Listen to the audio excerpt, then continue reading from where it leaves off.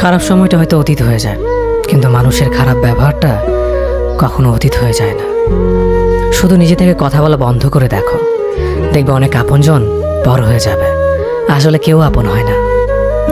যারা তোমার ক্ষতি চায় তাদের আঘাত করবে না, তাদের সামনে একটু হাসি মুখে বাঁচবে। দেখবে তুমি আঘাত করলে যা কষ্ট পেত, ওরা তার থেকেও বেশি কষ্ট পাবে। যত মিশবে ততই মানুষ চিনবে।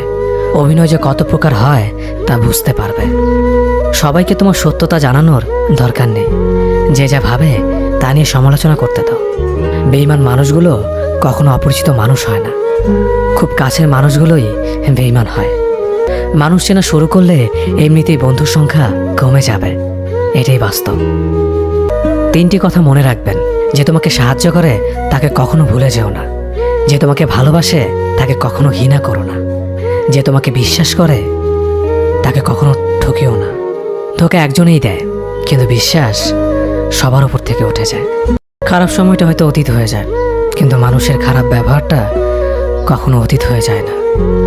শুধু নিজে থেকে কথা বলা বন্ধ করে দেখো, দেখবে অনেক আপনজন পর হয়ে যাবে। আসলে কেউ আপন হয় না। যারা তোমার ক্ষতি চায় তাদের আঘাত করবে না, তাদের সামনে একটু হাসি মুখে বাঁচবে। দেখবে তুমি আঘাত করলে যা কষ্ট পেত, ওরা তার থেকেও বেশি কষ্ট পাবে। যত মিশবে ততই মানুষ চিনবে। অভিনয় যে কত প্রকার হয় তা বুঝতে পারবে। সবাইকে তোমার সত্যতা জানানোর দরকার নেই। যে যা ভাবে তা নিয়ে সমালোচনা করতে দাও। বেঈমান মানুষগুলো কখনো অপরিচিত মানুষ হয় না, খুব কাছের মানুষগুলোই বেঈমান হয়।